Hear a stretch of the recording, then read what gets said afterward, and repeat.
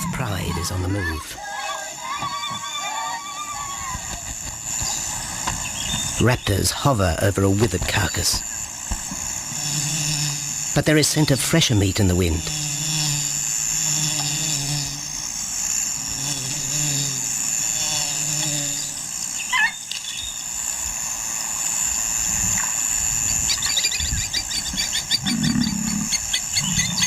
Pickings had been slim for Nabamba's pride since her fight with a startled warthog.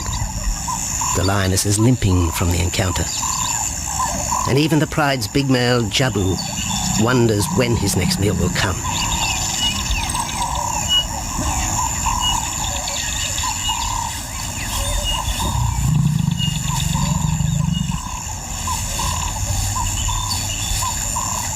There's been no kill for 3 days, and Nabamba's cubs are hungry. Survival is tough across this tawny continent. And for the lions of PHINDA Reserve, etched into the heart of Zululand, only those with speed and cunning will eat.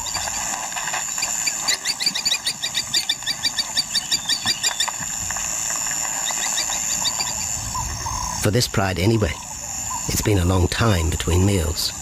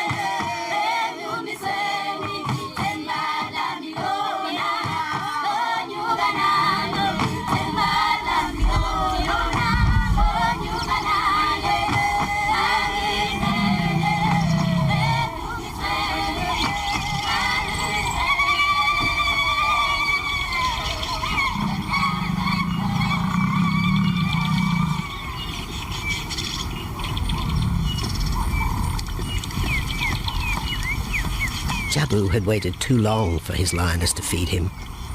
Overnight, his stealth carried him into the path of a careless zebra. The rest of the herd is still skittish.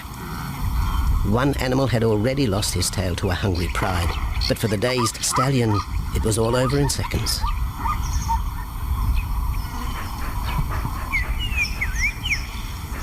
The big male watches his kill from a distance, exhausted by the chase, exhilarated by the sport.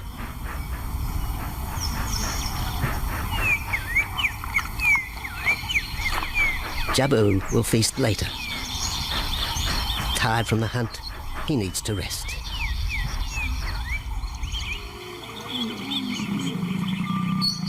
But his prey will be safe. Few scavengers will risk the sudden return of the Lion King.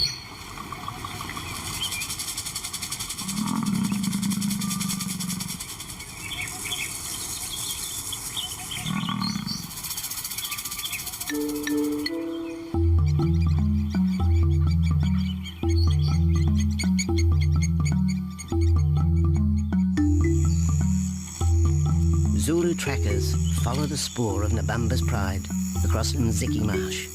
This vast tract of savanna is favoured by the lions in the dry air of winter, but it's a region also shared by PHINDA's giraffe and white rhino population.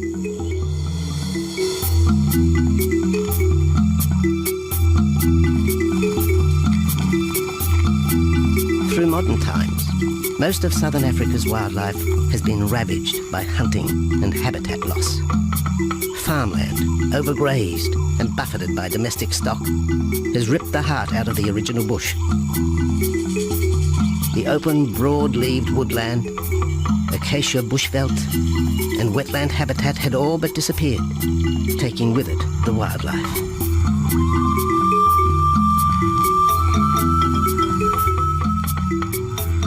A few years ago, the PHINDA project was born.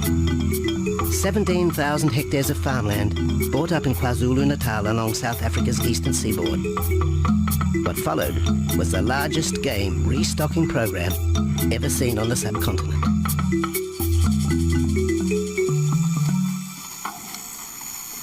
The land was overgrazed to a certain extent and it wasn't in very good shape. They put all these farms together, put a perimeter fence around it, and then brought in a lot of game. I mean, we brought in elephant, we brought in rhino. We started off with those sort of animals and then started with cheetah, bringing in cheetah onto the reserve, mainly to get them used to the area before the lions came on, because the lion is a more superior predator as such and would dominate the cheetahs. We wanted to get them settled first before the lions came in.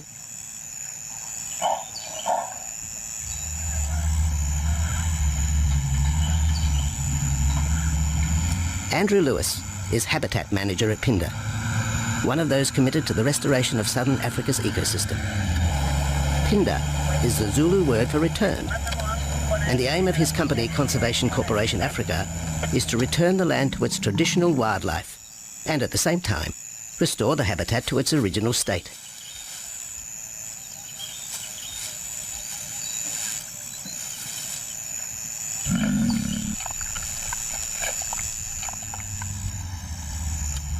PHINDA is cautiously open to top-level tourism, limited and luxurious.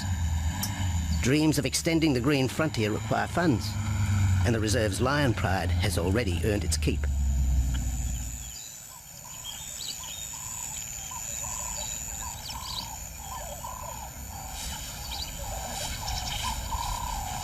The lions on this property are actually generating revenue for the property through ecotourism, and that they are a benefit to the wildlife because of the draw card. There's a few animals, lions, elephants, for example, and rhinos, I mean, and possibly giraffes, but those are your main ones that people come to see. And we've been very fortunate to be able to have lions on the property, and I think those lions that we have given us amazing value for our guests, and by getting a guest in here, we're getting revenue into the area, and that's benefiting wildlife as a whole.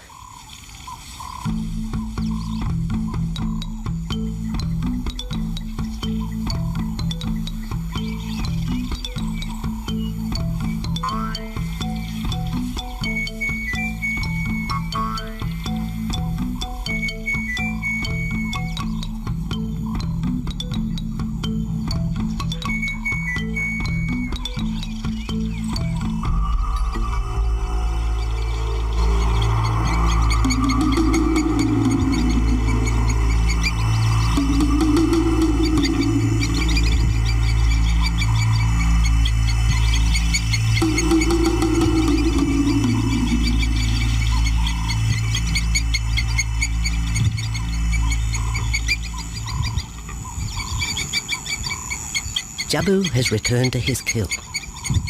He licks the bloated carcass, but still there is no feeding.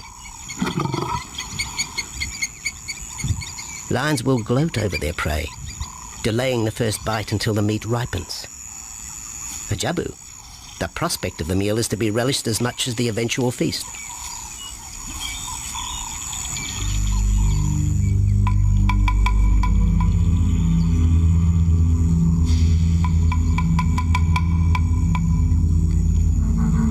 Meanwhile, Nabambo's pride is on the prowl.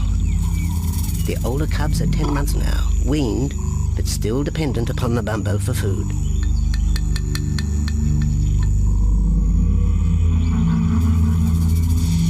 The cubs are learning to stalk, but they won't kill for another 6 months. Young male lions are usually ejected from the pride when they are about 2 years old. Fending for themselves, they form hunting groups with other isolated males. Nabambo's cubs aren't sure what to do with prey so close, but the lioness isn't far behind. Their time for hunting will come. Nabambo's 4-year-old daughter also lives with the pride. She is the mother of the group's youngest offspring, 7-week twins Umveli and Damana. The little cubs have been hidden since birth, and now stay close within the protective circle.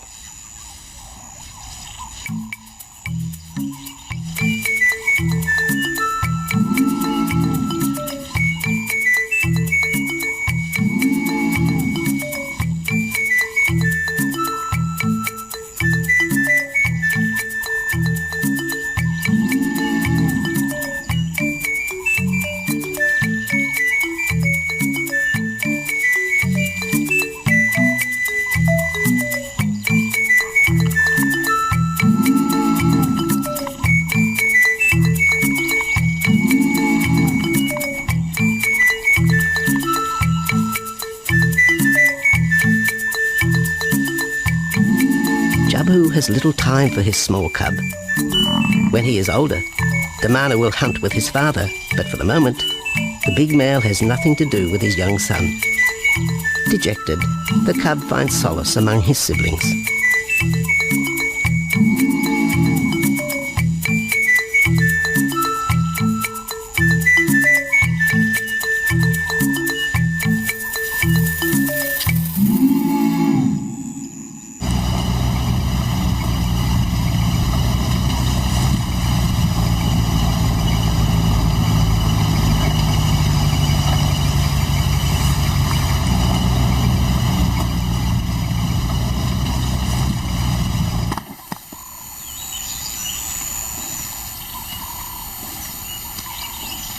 A young giraffe lies helpless in the grass. The animal's complicated vertebra means it is unable to rest its neck for any length of time. Lack of mobility means blood to the brain slows, leaving the animal disabled.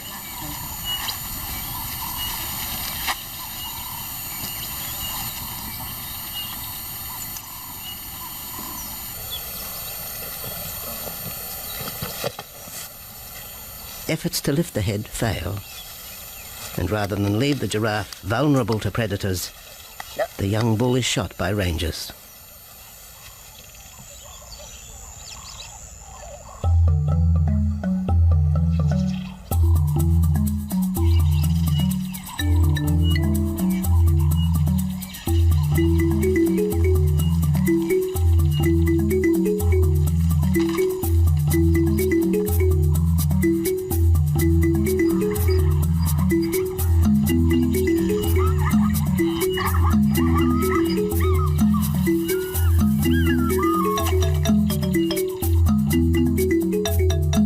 Activity by the waterhole rekindles the interest of the pride.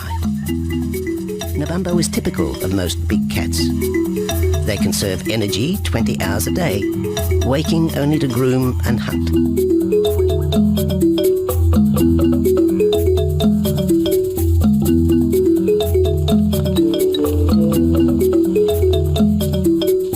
The lioness shows little sign of her injured leg, but the tusks of the warthog have torn sinew and muscle, slowing her in the pursuit of prey.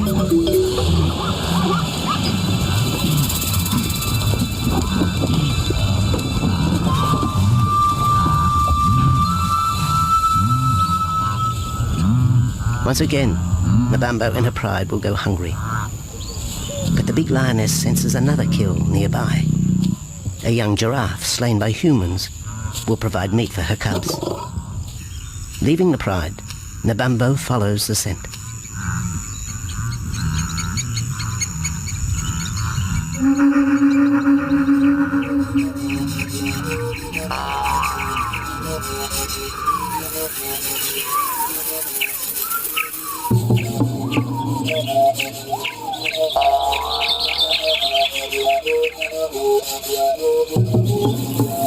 Left alone, the older cubs know the drill. They will wait for Nabambo's call to take them to the kill.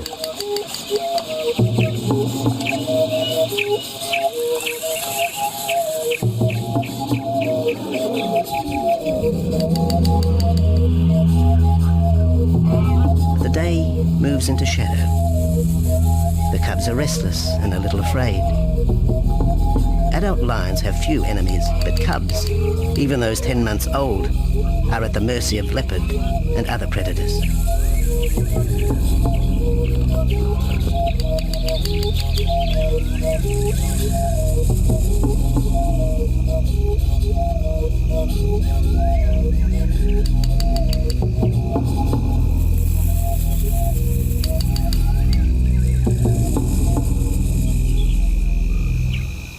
Nabambo has reached the kill, but her daughter is there first. Even though females hunt together, rivalry for the prey is fierce.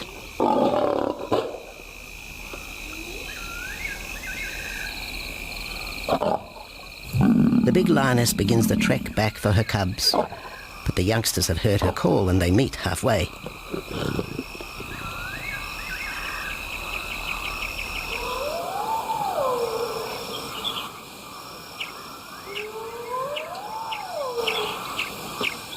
Nabambo settles herself in the long grass. The cubs are unfamiliar with her behaviour.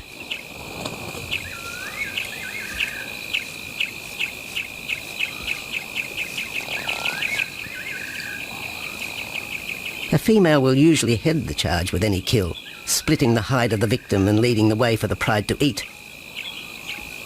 But there is human scent around the giraffe, and the big lioness is cautious. She watches her cubs, hidden, alert to any potential threat.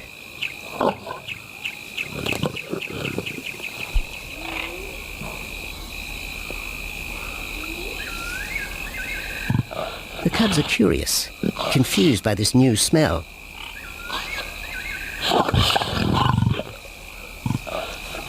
The lioness moves in for a final check, but she has already made up her mind. The carcass is tainted. There are foreign traces, a dangerous ambience. Instinct tells her this is not food fit for her cubs. Disappointed, Nabambo moves away, the scent of another night stalk already in the wind.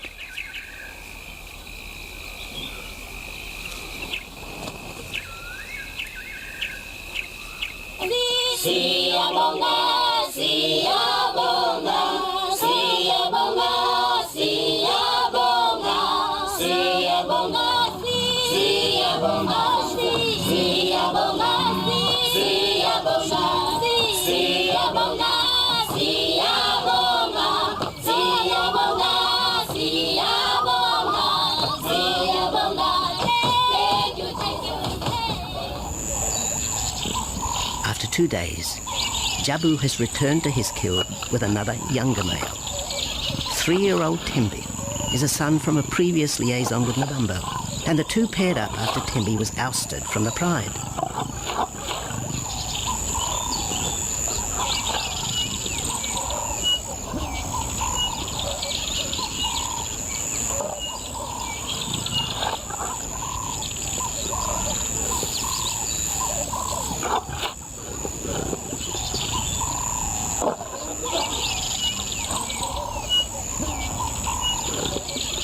Pride males are lazy and will gladly let the females track down prey. But the theory that males won't hunt is a fallacy. Any hungry male will hunt for himself when no free lunch is provided by the lioness, hyenas or other predators.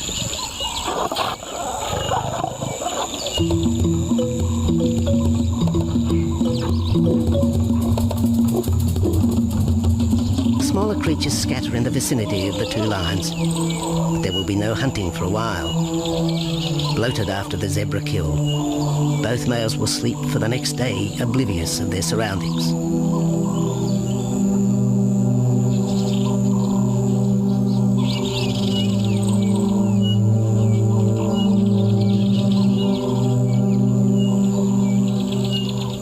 Lions hunting in pairs or groups have a success rate of around 30% in daylight, but studies show single hunters are more successful at night.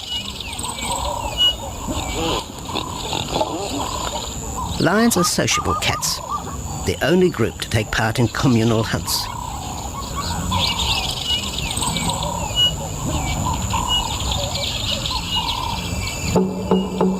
Ambush is an important part of the lion's strategy.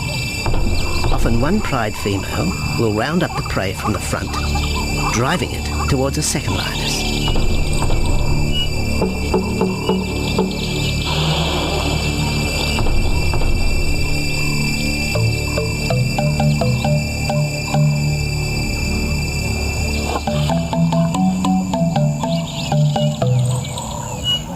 As in most cases, the pride male will only get involved if he has to.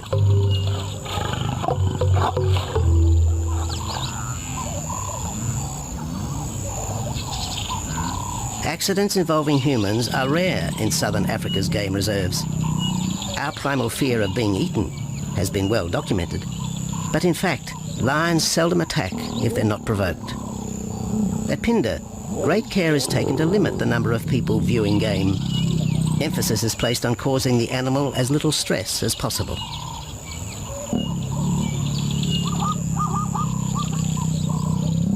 man isn't a part of their natural food source. They don't normally go out and hunt people.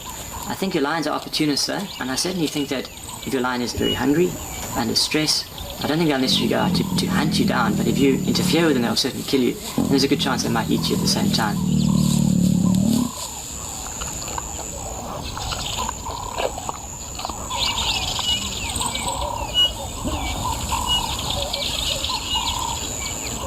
With all animals, it's how you treat them is what's the reaction you're going to get back from them. Certainly at PHINDA, all our guides go through a training course and they're all brought up to a certain standard. There is a certain operating ethic with regards to viewing animals, and we certainly try and be as sensitive to the animals as possible.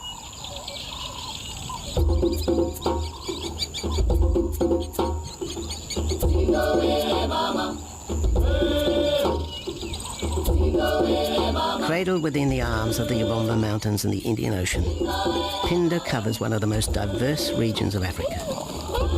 Here are found 7 different ecosystems, from palm savanna and bushveld to rare sand forest and dense thorn bush, all restored from the pastoral belt which had swept down the east coast.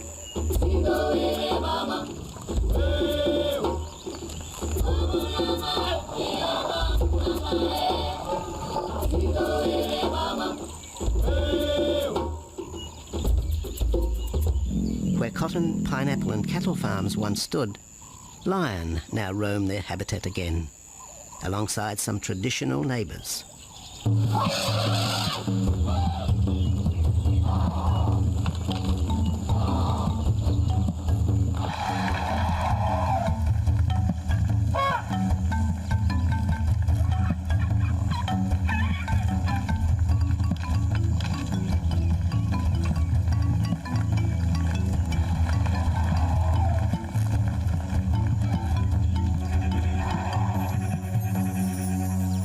PHINDA sees its responsibility to the region extending beyond restoration of habitat and wildlife.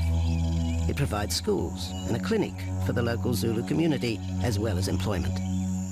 In the eyes of Andrew Lewis, essential ingredients for a successful operation. It's very important to involve the communities around your reserve because they have to benefit as well. There's no point in just taking land, get some investors to invest in it, but if you don't allow the people who are on the periphery of that reserve to benefit from it, you're going to have an immense problem with poaching, and they're going to cut your fences down, and you're just going to have an uphill battle.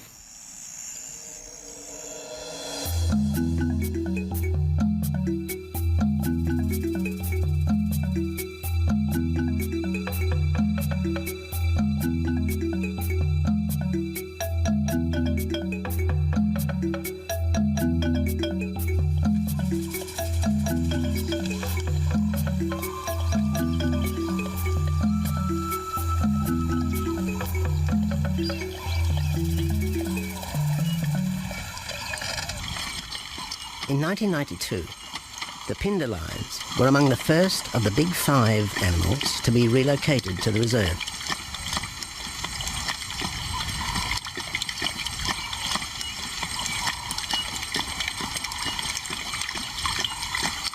The original pride came from the northern province of South Africa, a vast scrubby region flanked by the ragged Drakensberg Mountains near the Mozambique border.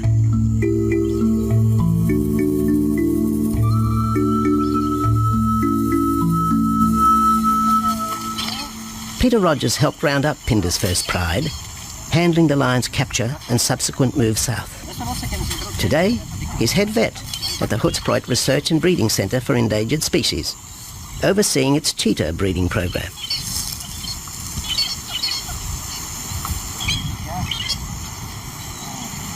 But it's the discovery of what's believed to be a long extinct strain of lion that has put Peter's centre on the map.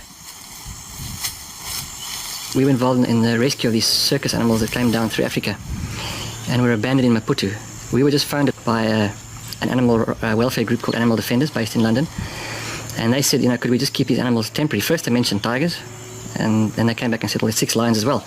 So we said, yeah, we could hold them temporarily just until they found permanent homes for them, but basically get them out of the predicament that they were and the shocking conditions that they were in Maputo and Mozambique.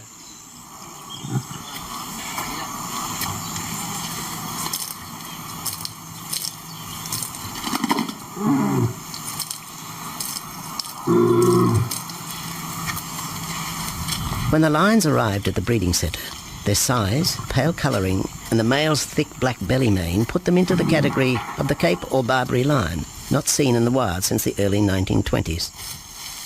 A few still exist in captivity, and a male and female were brought to South Africa from an Italian zoo for breeding purposes. But attempts to mate Arcaf, the big male from the ill-fated Mozambique circus, with the Italian female are proving difficult.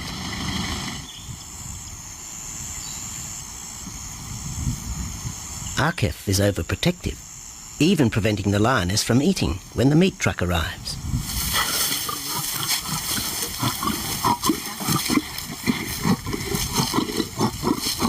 Finally, though, Sisi makes her breakthrough.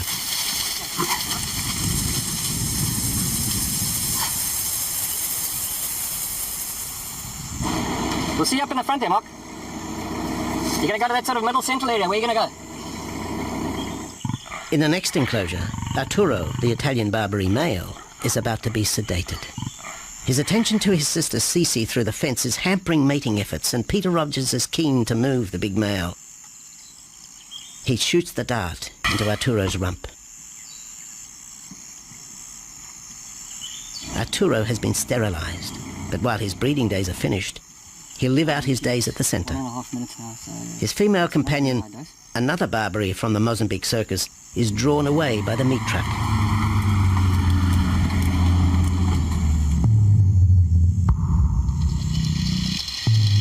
It's 20 minutes before the anaesthetic takes effect.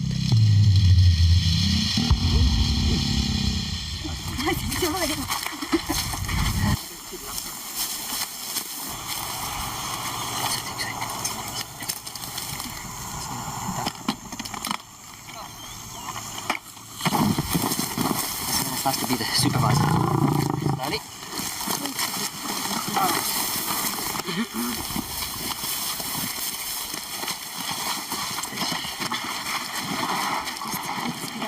You need all your help at the bottom just to put him back into the cage, okay? One, two, three, four. Yeah.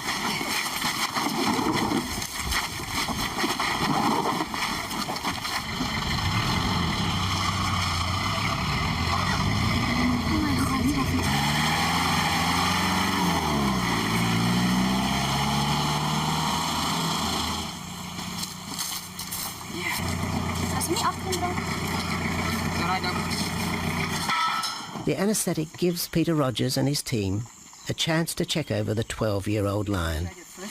He'll spend a few weeks in this cage before being returned to his enclosure for observation. I still want to inject him and everything, Mark.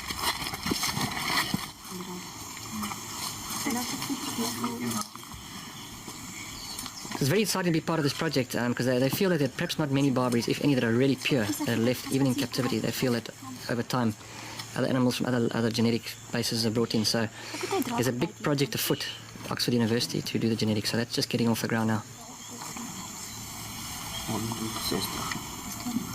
Okay. We just put under the skin and the neck if we can find the skin under this big beard of his. Normally lions wouldn't have this many ticks, but being from Italy, a European lion, he doesn't have that innate or inherent resistance to ticks. It does come with time.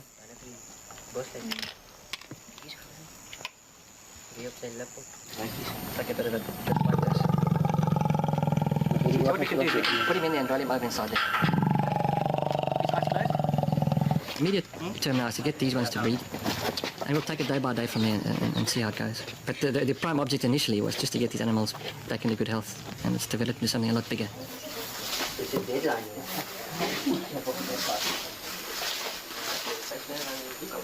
Yeah.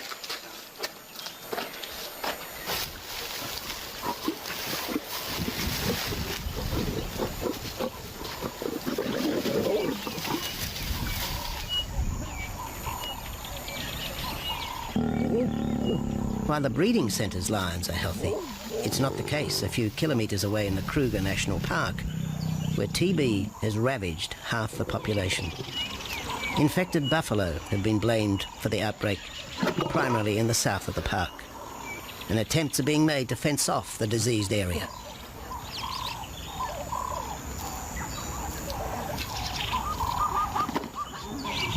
And the lions are preying on infected buffalo. Because it's an exotic disease, not an indigenous disease, the lions are totally naive and they've got no resistance to it. So it's a big problem. It's a very difficult decision to make as to what to do. It's a very topical and heated subject at the moment.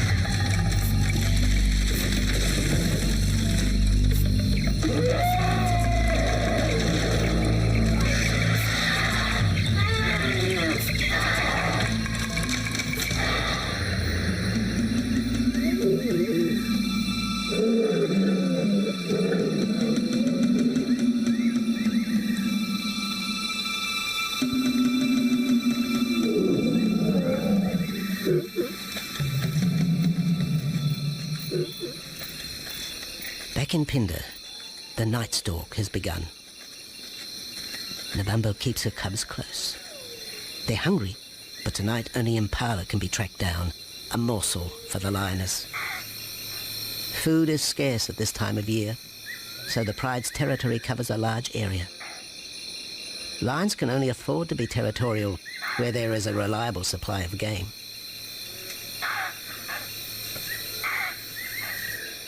Jabu wants to mate. He's been with his pride for nearly a year now. But Nabambo would prefer a larger group of males around her. Eventually, though, Jabu will have to join forces with other males to have a chance of keeping this pride. The big male is only 7 years old and a fine specimen, weighing in at just under 200 kilograms. For the moment, he's secure. Although tonight, Nabambo has hunting on her mind.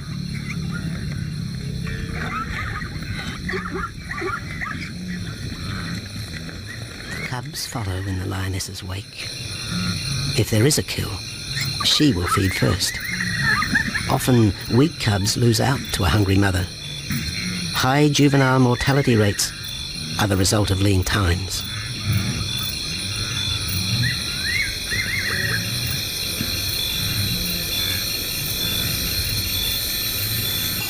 Jabu has had enough.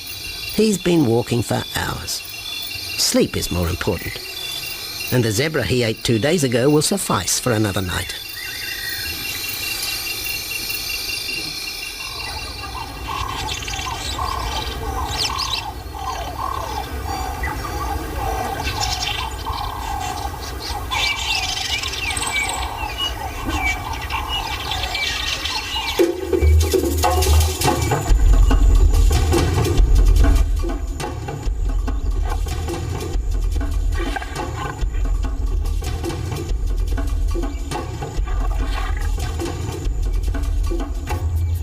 Nabambo has made a kill, a young Nyala buck. It's been 3 days since the pride is eaten, and this will provide meat for them all. But the lioness will eat first.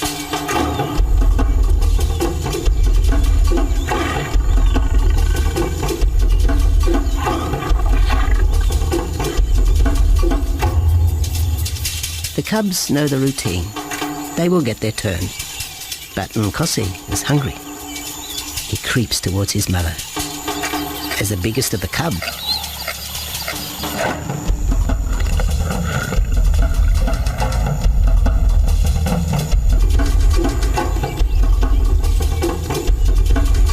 Nkosi watches. a lioness can eat more than 20 kilograms in a single sitting. This could be a long wait for the little cub. Nkosi approaches the kill cautiously. Sometimes a lioness will turn on her cubs, but today Nabambo is pleased with her efforts.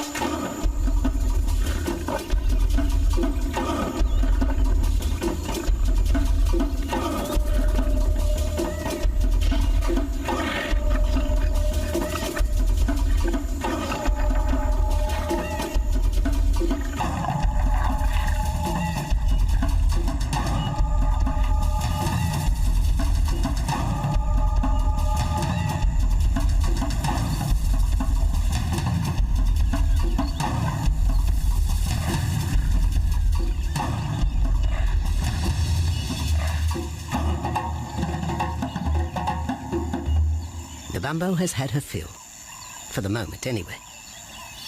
Lions never eat the stomach of a kill. She will bury it before dragging off the carcass. This way, hyenas and other predators are thrown off the scent. The evidence has been buried. The carcass is no more.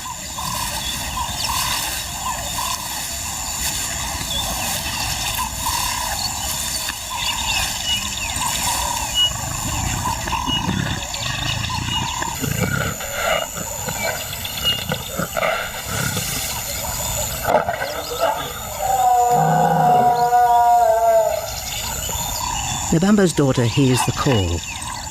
It is the second this morning.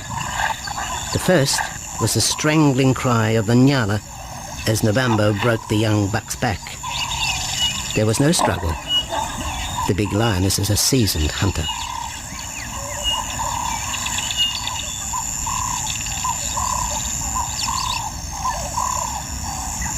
The rest of the pride will feast on the carcass after Nabambo retires.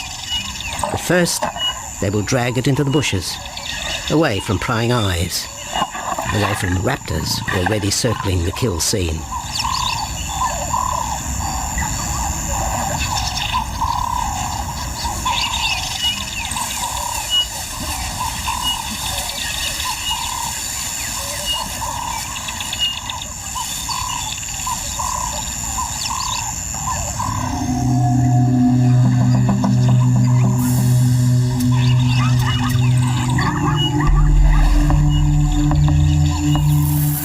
Kill has created a nervous edge.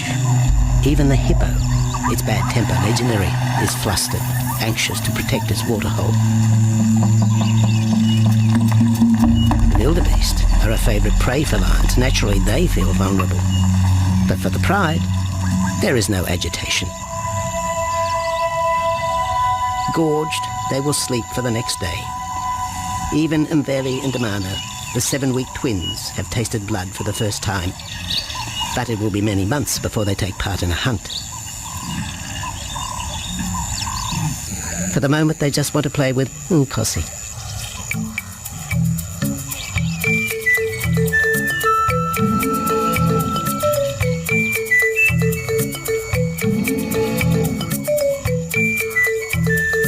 The older cub is beginning to take on the shaggy mane of the bigger males. Within 18 months, he will be hunting with them, competing for his own pride. In the meantime, though, he has to contend with his young siblings.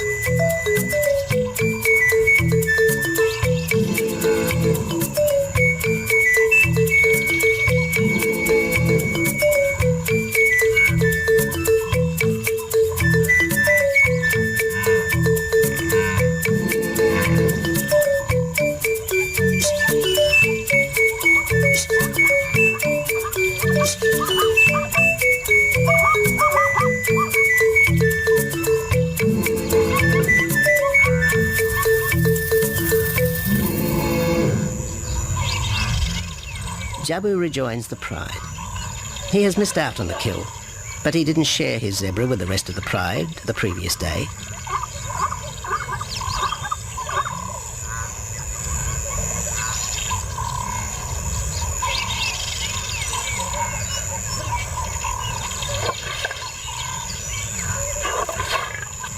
A half-hearted attempt at mating, but the big lion's attention is drawn to a curious onlooker. With the pride so close, the giraffe won't be sitting for long. Drinking and sitting is when they are at their most vulnerable.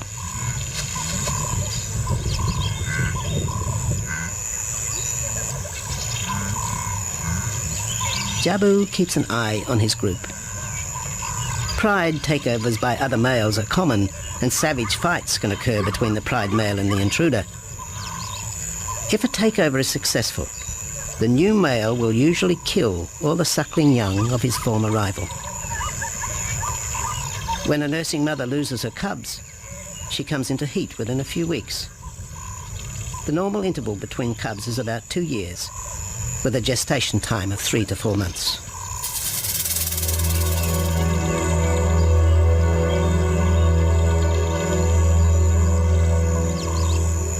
Jabu marks his territory, but it may soon be all in vain.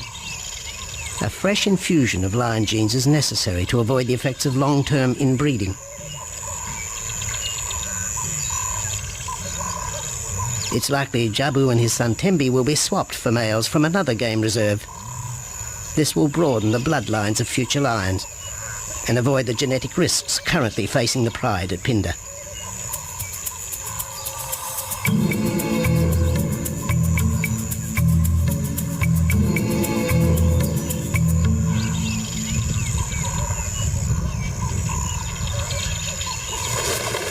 Vultures have found the dead buck, but there is little left of the carcass. November and her pride have eaten. The big lioness tries to dislodge Inyala fur from her teeth. Tomorrow, the next day, there will be another kill. November's cubs will grow up strong.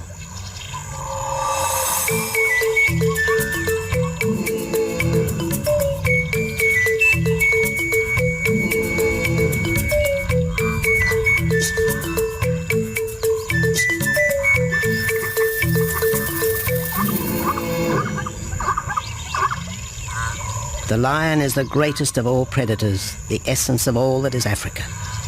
And yet, there are fewer than 50,000 left in the wild. The future for the species lies in managed reserves such as PHINDA. Here in Zululand, the lion roams free for the first time since the beginning of this century. At PHINDA, the philosophy has always been simple. Africa's wildlife land, undervalued and underutilized, is the continent's most precious natural resource. Focusing on the animals, their habitat and local communities is just the beginning of an African renaissance. PHINDA is, after all, the Zulu word for return. Maybe, too, it's a chance for man to redeem himself just a little.